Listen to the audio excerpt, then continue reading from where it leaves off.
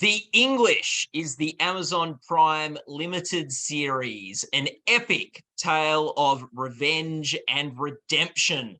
And I'm at Noble Gold Derby, joined by the cast and crew of The English, Emily Blunt, executive producer, who plays Lady Cornelia Locke, Chaske Spencer, who plays Eli Whip, Greg Brenman, the executive producer, and Arnau Valls Colomer, the cinematographer or director of photography. And I thought I'd just kick things off by, we'll start with Emily. What was the most important part of this tale for you? Chaske, finding Eli, finding Chaske Spencer was the most important part. And I knew that when I read it, it was so integral to the beauty and the poetry of the piece that this love story worked and flew and had the wings that it ended up having. And I knew I needed a partner for it. And so it was when Chaske walked in the room was the most important piece. Well, Chaske, we'll go to you. No pressure to say Emily. Big follow, man. Yeah. For me, it was important. Thank you, Emily. Thank you. It was getting the part right. I mean, it was. I knew this was going to be a really good role, and for me to get the part right, to work with Emily, and to develop the chemistry, and also to talk about the scenes and how to portray these characters. It was. I think for me, it was the chemistry and trying to make sure we had that on screen, and it seemed to turn out really well. Greg, what was really important for you to get right in this story? Well, the whole thing, really. I mean, it's the third show I've made with Hugo, and every project is a unique challenge. And the challenge here, I suppose, as a producer, is twofold. You discuss the idea, you get creatively very, very absorbed in the material, but at the same time, you've got this sort of panic button going, how the hell are we going to fund it? Where are we going to shoot it? So you've got this sort of duality, but it was really just making sure that we could execute all facets of the story. And there are so many facets of the story. It was obviously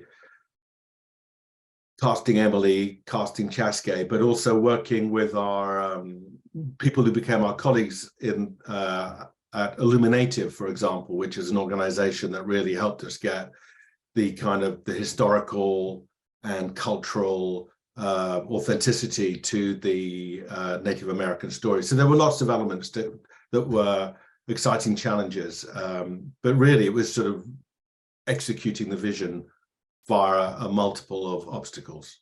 Sorry to be long-winded.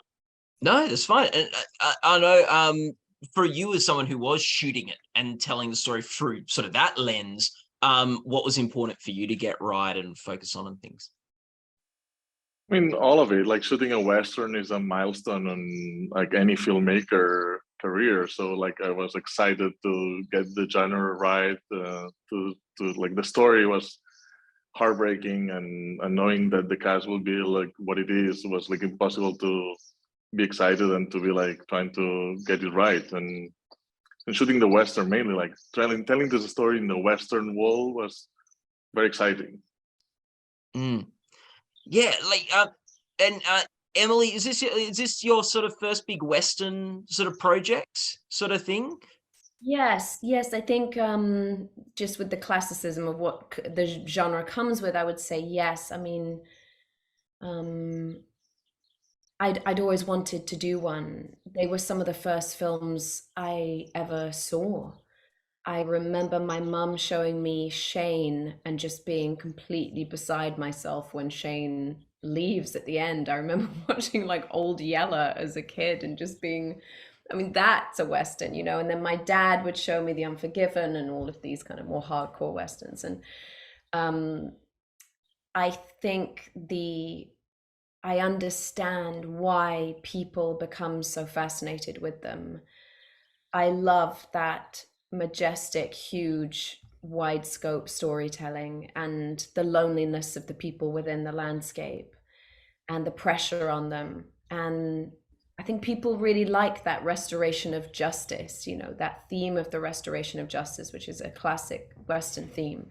It just happens that this type of justice that these two are seeking is unusual, and and the two things that turn the genre on its head.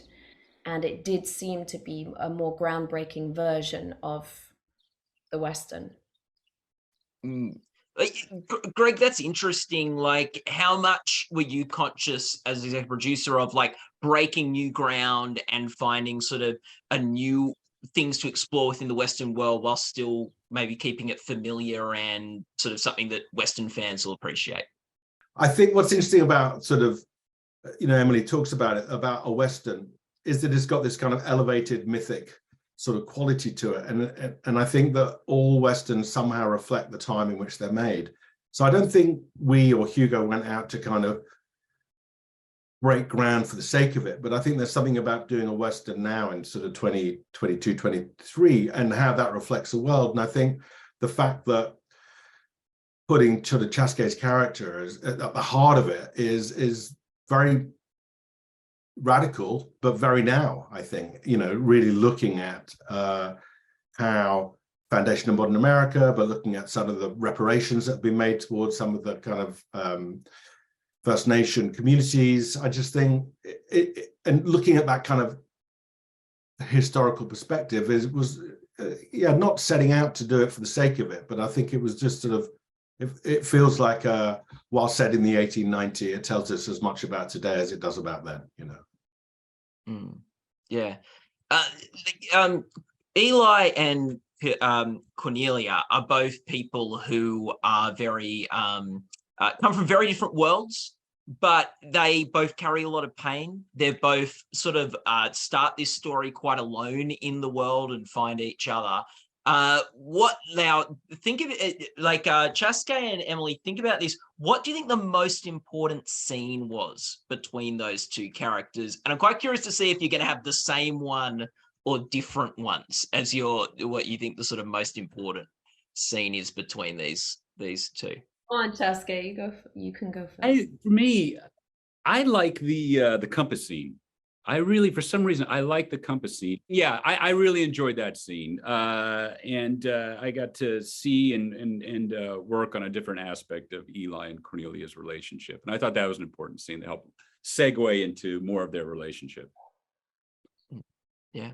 I love the compass scene as well, because it's sort of when things start to, it's maybe one of the first times you see Eli extend his hand to her, because she's been so curious and nosy and unusual and just nonstop talking, and I think he must have thought she was so strange. And I loved all of that interplay between them, what she reveals to him or doesn't reveal, and what she wants to pull out of him was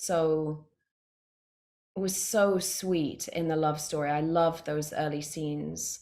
I love the scene where they're going to shoot that poor little piglet, and she starts asking him what his star sign is and all of that. And you just see this modernity in the relationship and how starkly different they are.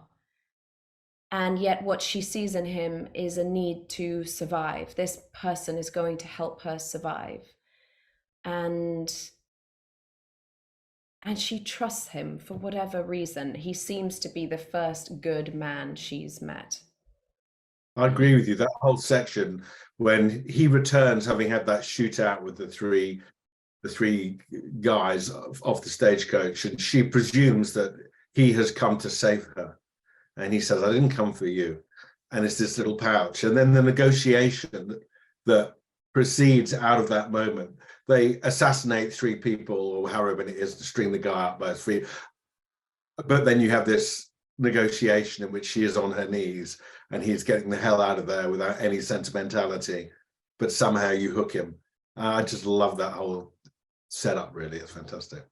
And I think all of those early scenes where they keep surprising each other, like when he hooks the guy up by his feet, but then she ends up backing the horse up and drowning this guy in horse shit, you know, is just like, you don't expect it from this woman who might appear to be an archetypal sort of lady in a bonnet, and then it turns out that she's a bit of a force to be reckoned with. And it's so how they keep surprising each other. It was so beautiful in Hugo's writing, so clever. And she surprises herself, doesn't she? In that, do you think in that moment, I was kind of looking at you going, did she know she was going to do that, or did I always felt it felt like sort of compulsive or something. It just felt like it just something took her over. And I think there's that great line in episode 3 or 4 where she goes, "There's just something about this country," and obviously it's like she's been possessed, you know, by something as well. Yeah. I know what, like when you're trying to capture a relationship like that on screen, what's the most important thing, or what's the biggest challenge even in doing that?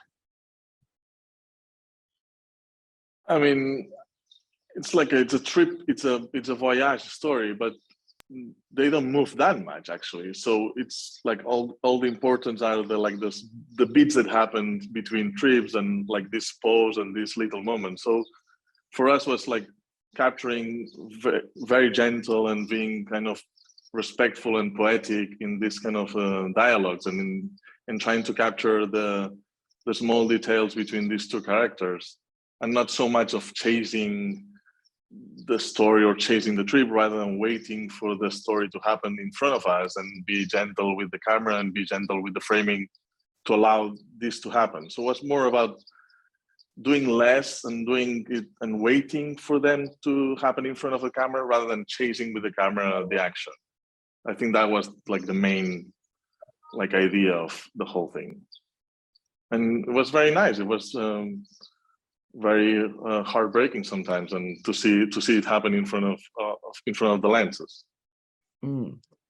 And Chaske, Emily spoke about sort of how these characters can surprise each other at times. When you're in sort of an acting relationship and you're doing all these scenes together, do you ever surprise each other as actors in what the energy that gets brought to a scene or anything? Oh, sometimes, but also I think it was, for me anyway, it was so, Hugo knew exactly what he wanted. So for me to try to, it was nice to have that area, not to go too far out there. Being surprised, yeah, there's a few. I think one person that really surprised me was Rafe Sprawl, when he came in for his character, and he was so fire on that. And I think it was a point where during that last scene, I forgot I was actually in the scene because I was so taken by his performance. And I like that. Having that surprise. Mm-hmm. What's Emily, something, I guess, like from working with Chaske and sort of building that relationship between those two characters, what's something you learnt from this role and from that relationship? What's something you enjoyed about sort of playing in the sandbox together? I mean, for me, I am always surprised by what comes out of a scene, by the energy in a scene. I'm always curious and surprised to see what happens. You know, I think sometimes you have a clear idea of, or you think you do, you know, you have like a roadmap that you sort of foggily come up with for the scene. But I love the sense of the unknown. I love that, you know, it's the intoxicating part of it, you know. And certainly this kind of material that Hugo wrote, where there's so much mystery in Hugo's writing, there's so much unspoken. He doesn't spell anything out. And there's a starkness, a spareness to how he writes, so it leaves so much room for the space between people, you know, and the space between these moments, and the silences are so weighty with so much between people. It's what's such a discovery about doing his type of work, Hugo's, because he's such a singular writer, you know, he's so unusual. So I think partly because I'd lived with the character for so long, as Greg knows, how long we went on this journey from when I first met Hugo and Greg to waiting it out through COVID to we're shooting, we're not shooting, we're going, we're not going. I mean, it was like a 2-year thing, wasn't it, Greg? By the time we started filming, it was... I was trying to find the date, but it was sometime, was it in 2018 or 2019 that you, me and Hugo got in a car and went round and pitched the show to potential buyers. And Yeah. I remember our first pitch actually was to Amazon, and the meeting went very well. And you and Hugo were on the sofa talking. And I said to you guys afterwards, I said, it feels like we've shot the show. We are now sitting in a meeting room just like this, and you are now talking in retrospect of a show that we've already shot, and yet this is our first week together, and we're pitching it on the basis of that one, because I don't know, it was somehow, whilst it was the beginning of a journey, I was staggered that you know, obviously Hugo knew a 360 version of that show in his head, but you just plugged into it. And I remember being in awe of that and just thinking, wow, you have really connected. And Emily then became a wonderful influence in terms of how that the scripts were developed. And it was great that he knew that he was writing it for you, and you were always in his head when he wrote the pilot, so it was a dream come true. But it's just somehow you were sort of embedded in that right from the get-go, yourself, and he to you and you to him. I think it was strange and exciting. Yeah, no, I still feel we have this sort of, I do feel a sort of like bond with Hugo creatively that I really felt very immediately. And I think I was so spellbound by the writing, you know, that feeling where you read something and you just see all of it. I saw everything that he wanted and got it and was kidnapped by it. And so when you asked me, sorry, very long-winded way of answering your question, when you asked me sort of what I learned or what stood out for me about the process, it's fingerprints were on me so immediately and are still on me. Like, it's a character that I lived with for the longest time, longer than any other character I played. And I admired her more than any character I played. So that was probably the distinction. Here's a question for all of you. I want to hear everyone on this. What was the most fun scene of the show to film or to be involved in? Arnau? Fun to be like a nice challenge for me were like the night scenes, because they were like written like under the stars, like, and they have like this beautiful dialogue, and I was like, oh my god, how are we gonna do that?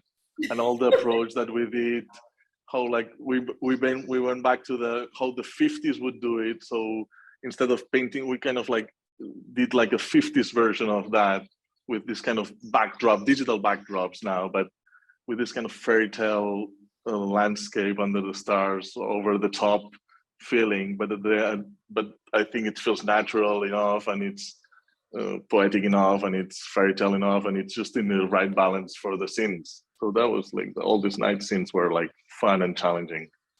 Oh, yeah. Anyone else got a fun scene? I mean, I loved the scenes with Kieran Hines because, I mean, just because he is so funny and so naughty, and we had to eat faked calf testicles together, which is like the grossest thing ever. They were so disgusting. They were like, and you're shooting a night shoot, so everyone's delirious and losing their minds anyway. So you get hysterical at a certain point of the night, and just watching him eat those calf testicles and him watching me eat them was just the grossest, most fun I've had on a set for a while. It was great. How do they taste, Emily? Well, they're like gelatin filled with condensed milk, and anything for me with milk, I don't even like the word milk, to be honest with you. So anything milk like, I'm like, and it was just awful. And actually Hugo had written very descriptively, do you remember, Greg, in the script, it was like she bites into it and the insides dribble down her chin, and I was like, oh! I love the way with your fingers, this sort of just sort of I wiping know. it off in a very sort of ladylike way. So gross. Now, no more dairy related questions, No more milk questions. Emily, for you. Yeah. Yeah. Okay. Chaske, do you have a favorite? Do you have a fun scene? Yeah, Emily kind of said it as well. Kieran Hines. I really loved working with Kieran Hines. He's just a wonderful man. He can play villains so easily, but he's just the sweetest man. I've worked with him before, and it's always a pleasure. I think the scene was being tied up and trading dialogue with him when he cut me down, and I had a wonderful time just hanging out and talking with him, and then working with him. I learned a lot by watching him. He's just one of those guys who can just turn it on, turn it off, and I can pull a lot from him. And I had a wonderful time working with him. That was also your first scene with Emily, correct? Yeah. All together, yeah. It was a pretty dusty scene that day. Yeah. a lot of dirt. Great. Was there a scene that was particularly fun or your favorite? Well, there's so many, to be honest.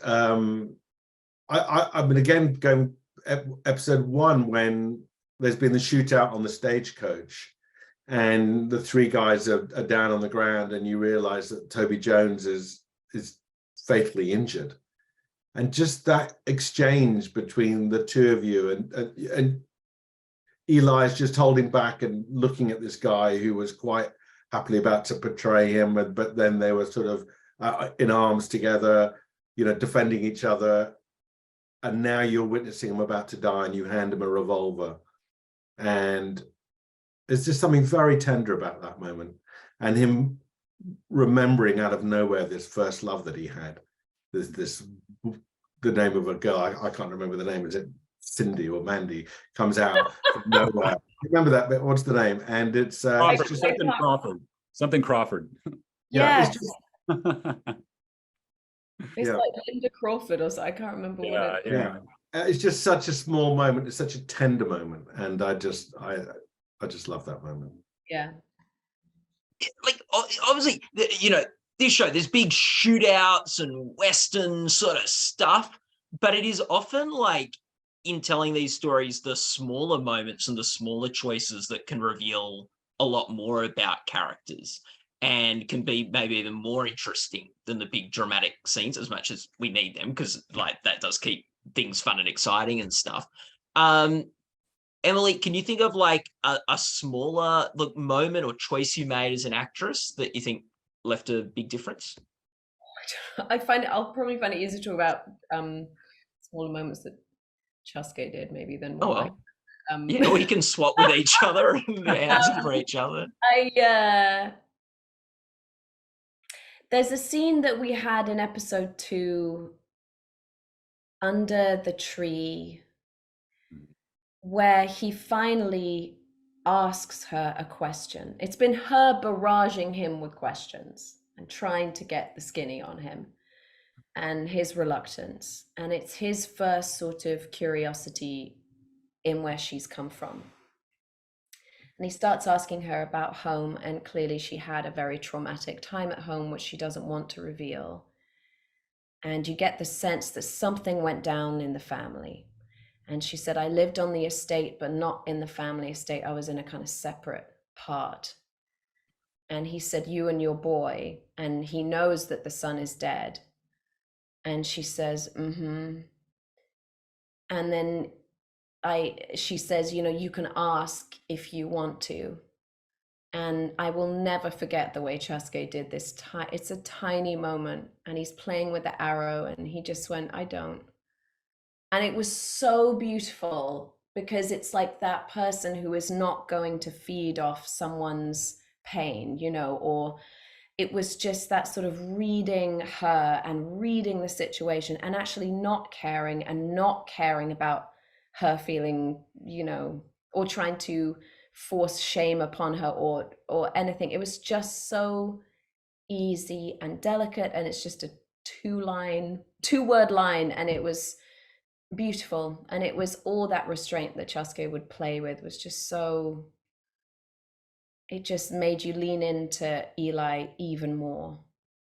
He's the kind of guy you want to share stuff with because you know he won't judge you. It was so beautiful.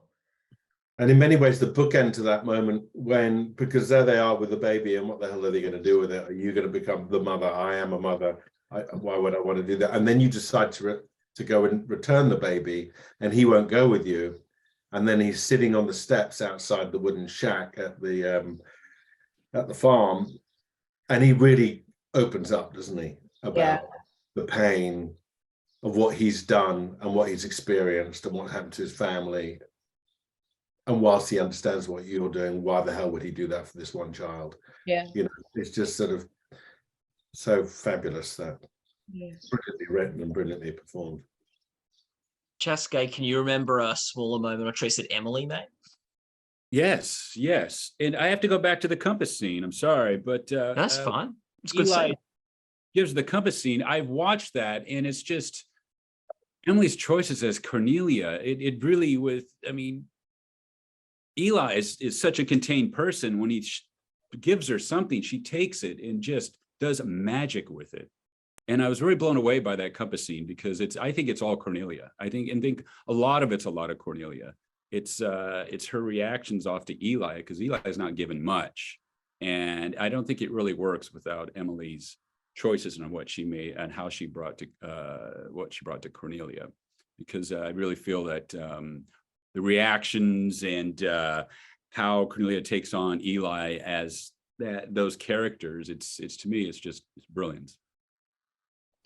It's interesting, like a lot of the scenes we're talking about, the compass scene, or the scene that I know brought up Under the Stars at night, and even Emily with the questions that she keeps on asking Eli, you know, like especially in those first two, like that second episode, a lot about the stars and the direction and all that sort of thing. Like, you know, oh, what are the stars? How do you find direction? What are the things, like, you know, oh, is there dead people up there? What's going on? Sorry for butchering your question, your lines. Really great line readings. That actually was helpful.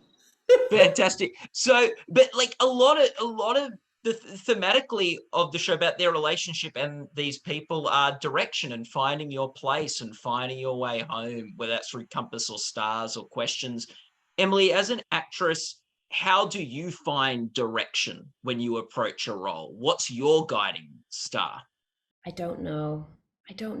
It's really, I don't even necessarily have a specific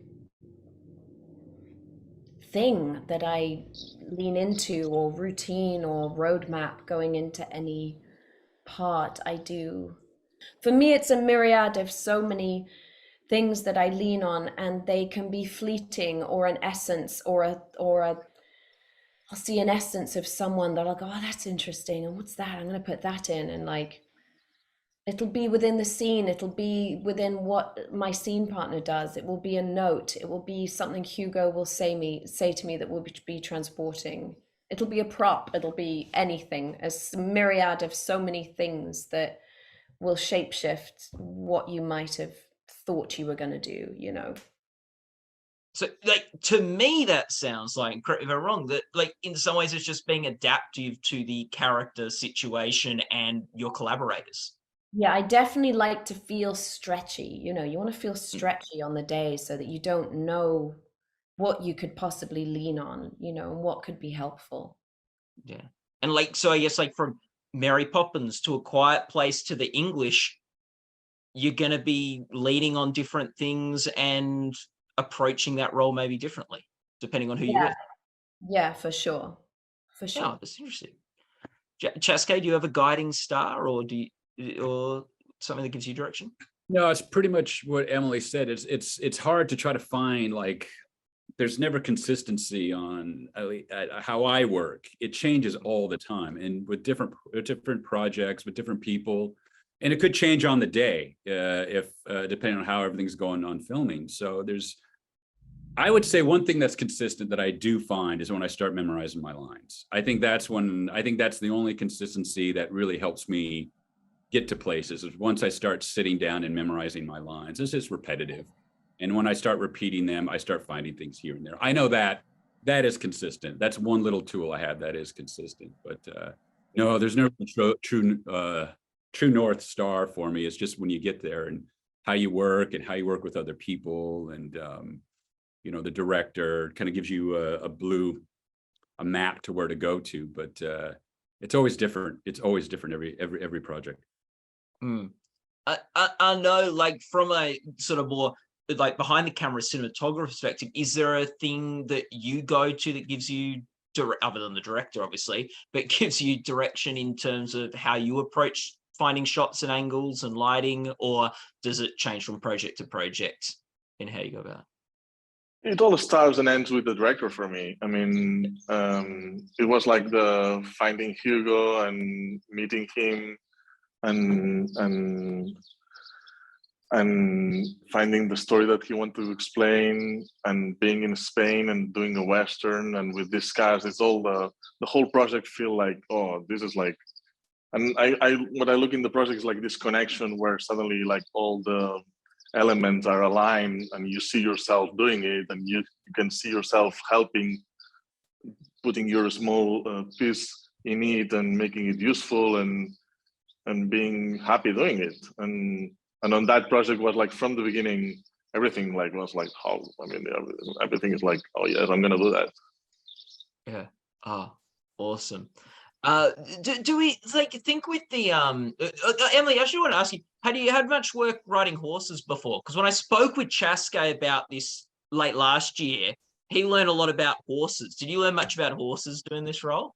Yeah, I feel like a lot of actors put on their CV that they can like dance or they can ride or like I don't know, it's like one of those things you put on, like good at movement, you know. So I feel like I thought I could ride. And then you realize for a Western, you really, really need to be able to ride. Like you've got to be so at ease and at one with this enormous animal. And so one of the blessings of us pushing and having to shoot later was that I spent 3 or 4 months riding horses, and all different kinds of horses, so that by the time I got to Spain, I wouldn't be thrown by, you know, a horse that could be tricky or slower or faster. And I fell completely in love with my horse out there. I loved Etos so much. But the horse knows if you're an amateur, you know, they just know. And you have to really work on that and create a sort of friendship and a partnership with this horse and just feel easy and comfortable. And I loved it. And I love learning a new skill. And I feel like now I'm very, very comfortable riding. That was like a huge plus of doing a Western. Yeah. Emily said earlier that like partly because she was with this character for so long that it stayed with her, like other characters haven't. I wonder, like, we just go around everyone now, people share what has stayed with them from their experience. With Chaske and Emily, it might be about the characters you portrayed, but with Greg and I know it might be more something about the experience that stayed with you, that, you know, is still sort of a part of you. Greg? Well, it's always a great test. By the time you get to kind of go to the kind of final music mixes, and you've been living with the show for 4 years and watching dailies, it's sometimes that can be a slog, but this was always a joy. You know, it was always a joy watching, you know, numerous edits. So I think I don't want to take away, but I suppose the music has really, you know, there's so much, the visuals, the music, everything came together. And I think a lot of it stuck with me, I'm afraid. Sorry to be bland and broad, but there's so many great moments. I love it. Arnau? I don't know. Someone said like you learn to shoot like only when you shoot 3 times a Western, you start to learn how to shoot a Western. Like, so this is my first one. I'm just hoping to like the second and the third right away, because it's like, and I think it's a learning process, and it's a very fun learning process.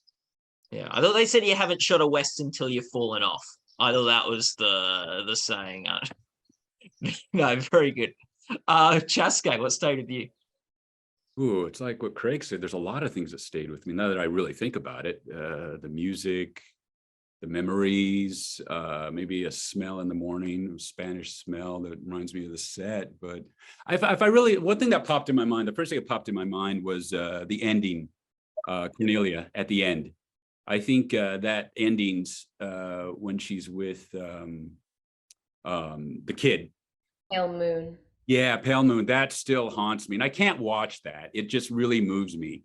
And to this day, it's just something I mean, we were, what was it, a couple weeks ago, or it was last month, we were watching the end of it, and I can't watch that. It still haunts me, that performance and what they did in that, the music. So yeah, I would say what walks away is that the ending with Cornelia and Pale Moon. What stays with you, Emily, about this role and this experience?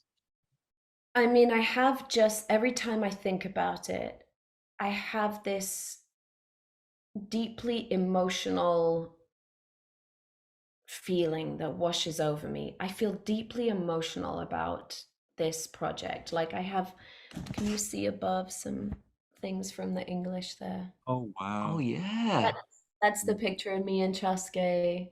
This is this beautiful thing that Greg and those guys made for everybody. I have the compass. Do you see, Chaske? I see it. Oh, man. So I have Oh, all of big. these Emotional to look at memories. that. Oh. I have all of these memories from it, like in my office. Do you see up there, Arnau? Do you see that book you gave me?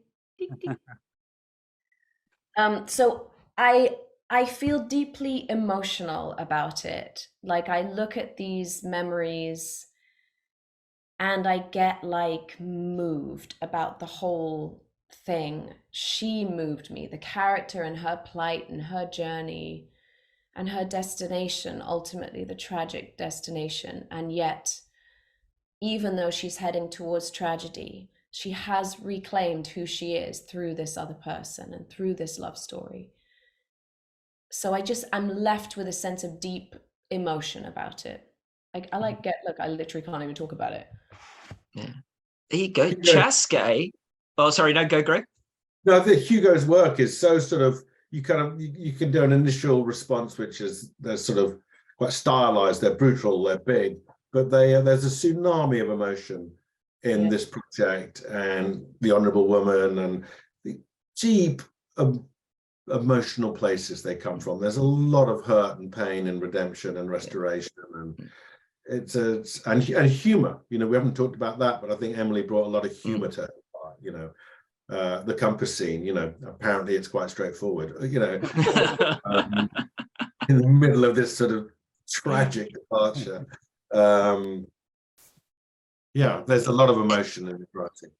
Yeah. And there you go, Chaske. All those compass scene references paid off. We ended on the compass. So there you go. Like perfect structured like to our chat. Emily, do you have where's your Screen Actors Guild Award? Where do you keep that? Is it over there? There we go. Can you see it? Oh, yes.